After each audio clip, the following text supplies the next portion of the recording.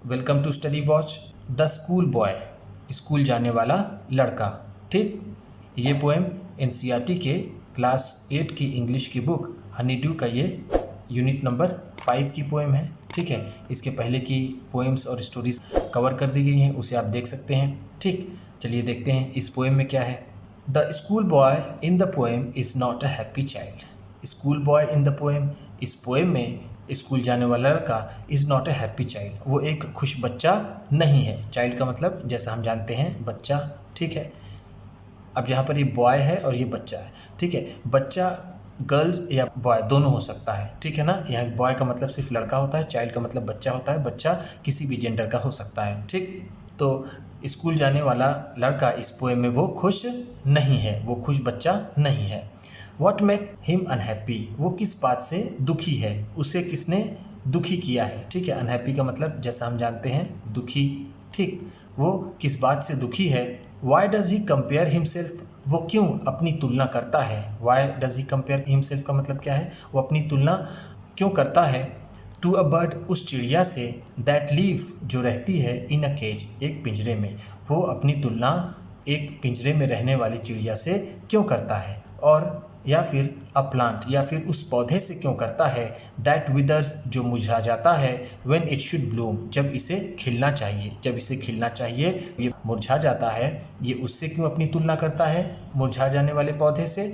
और उस पिंजरे में रहने वाली चिड़िया से वो क्यों अपनी तुलना करता है। तो इसी के बारे में ये पोएम है। ठीक, चलिए आगे देखते हैं। I love to rise in a summer morn when the birds sing on every tree, the distant huntsman winds his horn, and the skylark sings with me, oh what sweet company. I love to rise, मुझे उठना पसंद है। ठीक है, love का मतलब क्या है, जैसा मैंने आपको बताया है लाइक, कि I love to rise, rise का मतलब क्या है, गेट अप। ठीक, उठना जिसे हम कहते हैं, कि आई लव टू राइज, मुझे उठना पसंद है, इन अ समर मॉर्न, ग्रीष्म ऋतु की सुबह में। ठीक है, जिसे हम कहते हैं गर्मियों की सुबह में मुझे उठना पसंद है। व्हेन द बर्ड्स सिंग, जब चिड़िया गाती है, ऑन एवरी ट्री, हर एक पेड़ पर, जब हर एक पेड़ पर चिड़िया गाती है तो मुझे उठना पसंद है। ठीक, द डिस्टेंट हंट्समैन, जो दूर के शिकारी हैं, हंट्समैन का मतलब क्या है, हंट्समैन का शिकारी हैं, विंड्स हिज हॉर्न, वो अपना भोंपू बजाते हैं। विंड्स हिज हॉर्न का मतलब क्या है, वो अपना भोंपू बजाते हैं। हॉर्न का मतलब क्या है, भोंपू। ठीक, वो अपना भोंपू बजाते हैं। विंड्स का मतलब क्या है, यहाँ पर फूंक मार के बजाने की चीज़ को हम कह सकते हैं। ठीक है, विंड्स, यहाँ पर फूंक मारने को हम विंड्स कह सकते हैं। ठीक है, वो फूंक मारकर अपने भोंपू को बचाते हैं, वो उसकी आवाज़ उसके कानों तक जाती है, उस लड़के के। एंड और the skylark sings with me, और ये स्काईलार्क है, जो ये अबाबील है। स्काईलार्क एक पक्षी होता है गौरैया जैसा, अबाबील उसे कहते हैं। तो एंड स्काईलार्क, और ये अबाबील, सिंग्स विथ मी, वो मेरे साथ गाता है। ओह व्हाट स्वीट कंपनी, कितना मधुर संबंध है, कितना मधुर ये साथ है। ठीक है, स्वीट का मतलब क्या है, यहाँ पर हम कह सकते हैं मधुर, और कंपनी का मतलब क्या है, साथ या फिर संगति। ठीक है, या फिर रिलेशन। ये कितना अच्छा संबंध है, कितना अच्छा साथ है ये, वो ऐसी कल्पना करते हुए वो बच्चा, वो लड़का कहता है कि मुझे सुबह उठना पसंद है, मुझे जब चिड़िया हर एक पेड़ पर गा रही होती हैं और जब दूर से ये भू भू की आवाज़ आती है मुझे अच्छा लगता है, और काश कि ये जो स्काईलार्क है वो भी मेरे साथ गाती, और कितना अच्छा साथ ये मेरा और इन सबों का होता। ठीक, ऐसा वो बच्चा सोचता है। ठीक, चलिए देखते हैं आगे क्या होता है। But to go to school in a summer morn, oh it drives all joy away, under a cruel eye outworn, the little ones spend the day in sighing and dismay.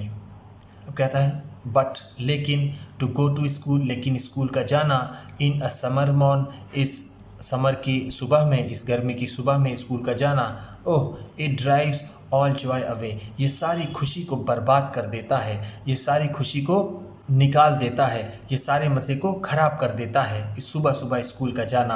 Under cruel आई आउटवॉन, और उस क्रूर नज़रों की निगरानी में रहना।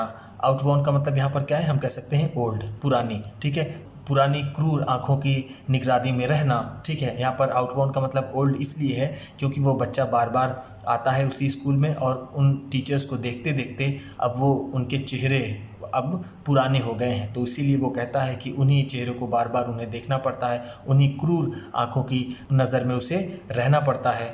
ठीक। The little one spend the day, वो छोटा बच्चा स्पेंड द डे, पूरा दिन व्यतीत करेगा। स्पेंड का मतलब क्या होता है? व्यतीत करना। ठीक, बिताना जिसे कहते हैं हम, व्यतीत करना, वो व्यतीत करेगा।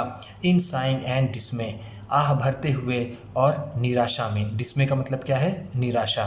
ठीक, साइन का मतलब क्या है? थकावट से, फिर निराशा से गहरी सांस लेने को हम कह सकते हैं साइन। ठीक है, वो निराशा में और गहरी सांस भरते हुए अब वो पूरे दिन को व्यतीत करेगा। ठीक, वो सोचता है कि अगर काश मैं सुबह ऐसे उठता और मुझे चिड़ियों के साथ गाने का मौका मिलता तो कितना अच्छा होता, लेकिन उसे स्कूल जाना पड़ता है तो उसकी जो सारी खुशी है वो सब ख़त्म हो जाती है, उसे दुख होता है। ठीक, चलिए आगे देखते हैं। Then at times I drooping sit and spend many an anxious hour, nor in my book can I take delight, nor sit in learning's bower, worn through with dreary shower। अब ये कहता है आगे, ओह अरे, देन फिर, eight times कभी कभी, आई drupe sitting, मैं झुक कर बैठता हूँ। ठीक है, ड्रूपिंग सीट का मतलब क्या है? झुक कर बैठना, यानी वो निराशा से, थकावट से वो झुक कर बैठ जाता है। एंड और स्पेंड, और वो व्यतीत करता है। मेनी एंड एनग्जियस आर, बहुत ज़्यादा चिंतित और उदासी भरा समय। ठीक है, यहाँ पर आर को हम क्या कह सकते हैं? टाइम। ठीक है, समय वो बहुत उदासी भरा, एनग्जियस का मतलब चिंतित और उदासी भरा वो समय वहाँ व्यतीत करता है। नॉर इन माई बुक, ना ही मेरे किताब में, कैन आई टेक डिलाइट, मैं आनंद ले सकता हूँ। डिलाइट का मतलब क्या है यहाँ पर? आनंद। ठीक है, ना ही किताब में मैं आनंद ले सकता हूँ। नॉर, ना ही, सिट इन लर्निंग्स पावर, और ना ही मुझे क्लास में कुछ अच्छा लगता है। ठीक है, लर्निंग्स पावर का मतलब, लर्निंग का मतलब होता है सीखने का, पावर का मतलब यहाँ पर हम कह सकते हैं रूम। ठीक है, तो हम कह सकते हैं यहाँ पर क्लास रूम में उसे, ना ही उसे किताबें पढ़ना अच्छा लगता है, किताबों में उसे आनंद आता है, और ना ही उसे उस क्लास में बैठने का मन करता है। ठीक, वॉन थ्रू, थका हुआ, विद द ड्रेरी शावर, उसी उबाऊ, ड्रेरी का मतलब क्या है? उबाऊ। ठीक, उबाऊ, बोरिंग। ठीक, तो ड्रेरी शावर में, शावर का मतलब यहाँ पर क्या है? जो लेक्चर्स, जो लगातार क्लासेस चलती हैं, टीचर्स बार बार पढ़ाते हैं, तो इसे वो यहाँ पर उस क्लास लेक्चर के लिए यहाँ पर ये शावर का इस्तेमाल किया गया है। कि वॉन थ्रू, बिल्कुल मैं थक जाता हूँ। वॉन थ्रू का मतलब यहाँ पर है कम्प्लीटली टायर्ड, थक जाता हूँ उस उबाऊ लेक्चर से, उस उबाऊ पढ़ाई से। ठीक है, ड्रेरी का मतलब जैसे मैंने आपको बताया है उबाऊ, बोरिंग। ठीक, शावर का मतलब जो क्लास में लेक्चर्स चलते हैं उसके लिए। ठीक, चलिए आगे देखते हैं। How can the bird that is born for joy sit in a cage and sing? How can a child when fears annoy but droop his tender wing and forget his youthful spring? क्या है? How can the bird, कैसे एक चिड़िया, that is born, जिसका जन्म हुआ है, for Joy, आनंद के लिए, कैसे एक चिड़िया जिसका जन्म आनंद के लिए हुआ है, सिट इन अ केज, पिंजरे में बैठे, एंड सिंग, और गाए, कैसे एक चिड़िया जिसका जन्म आनंद के लिए हुआ है, आनंद लेने के लिए हुआ है, वो एक पिंजरे में बैठे और वो कैसे गाए। हाउ कैन अ चाइल्ड, कैसे एक बच्चा, व्हेन फियर्स अनॉय, जब उसे डर लगता है उस चिड़ से। ठीक है, अनॉय का मतलब यहाँ पर क्या है? हम कह सकते हैं स्टडी। ठीक, स्टडी कह सकते हैं यहाँ पर। व्हेन फियर्स अनॉय, जब उसे पढ़ाई से डर लगता है, बट, लेकिन वो क्या करता है? ड्रूप हिज टेंडर विंग्स, वो अपने कोमल पंखों को नीचे कर देता है, नीचे की तरफ फैला देता है। या टेंडर का मतलब क्या है? कोमल। ठीक, कोमल, विंग का मतलब जैसा हम जानते हैं पंख। ठीक, वो अपने कोमल पंखों को नीचे की तरफ झुका देता है। एंड और फॉरगेट हिज यूथफुल स्प्रिंग, और वो भूल जाता है अपने आनंद भरे बसंत के मौसम को, यानी आनंद भरे समय को। लड़के के लिए यहाँ पर क्या है? समय की बात है, और उस चिड़िया के लिए यहाँ पर जो बसंत का मौसम है उसके लिए है। जब बसंत के मौसम में उसे चहचहाने का समय है तो वो पिंजरे में बंद है, और इस बच्चे को जब खेलने का समय है तो वो क्लास में है। तो ये बच्चा अपने आप को इस चिड़िया से कंपेयर करता है। ठीक, चलिए आगे देखते हैं। Oh father and mother, if birds are nipped and blossoms blown away, and if the tender plants are stripped of their joy in the springing day by sorrow and care's dismay। तो कहता है, ओह mother and father, माता जी और पिताजी। If birds are nipped, अगर कलियों को तोड़ दिया जाएगा। निप्ड का मतलब क्या है, यहाँ पर कुचल देना या फिर तोड़ देना, अगर कलियों को कुचल दिया जाएगा। एंड ब्लूजम्स ब्लोन अवे, और फूलों को बर्बाद कर दिया जाएगा। ब्लोन अवे का मतलब क्या है, यहाँ पर बर्बाद करना, ठीक है, अगर उन्हें बर्बाद कर दिया जाएगा। एंड और if the tender plants are stripped, और जो कोमल पौधे हैं अगर उन्हें काट दिया जाएगा। स्ट्रिप्ड का मतलब क्या है, उन्हें तोड़ दिया जाएगा या फिर काट दिया जाएगा। ऑफ देयर जॉय, उनको खुशी से अलग रखा जाएगा, यानी वो जो चीज़ चाहते हैं अगर उन्हें नहीं मिलेगी। इन द स्प्रिंगिंग डे, इस बसंत के मौसम में, ठीक है, इस बसंत के मौसम में अगर उन्हें उनका सही से ख्याल नहीं रखा जाएगा, कलियों को तोड़ दिया जाएगा और फूलों को बर्बाद कर दिया जाएगा और कोमल पौधों को भी काट दिया जाएगा, तोड़ दिया जाएगा, तो ये स्प्रिंगिंग डे में बाई सॉरो एंड केयर डिस्मे, उन्हें दुख से और उन्हें केयर डिस्मे और निराशा से अगर उन्हें भर दिया जाएगा, तो फिर कैसे, how shell the summer arise in joy, फिर कैसे खुशी से ये ग्रीष्म ऋतु या फिर ये गर्मियों का मौसम, ये समर, फिर ये कैसे उठेगा, कैसे खिलेगा।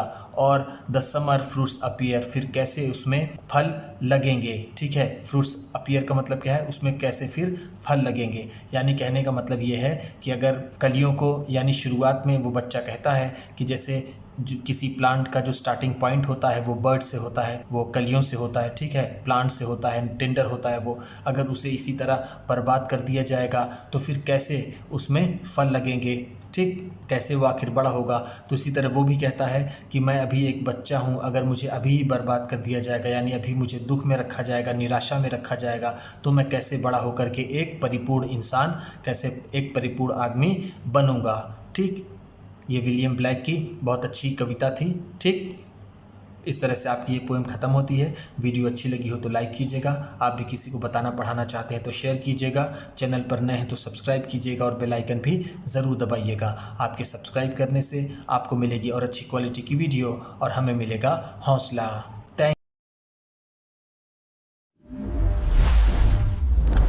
Subscribe to 65 Kashi Academy.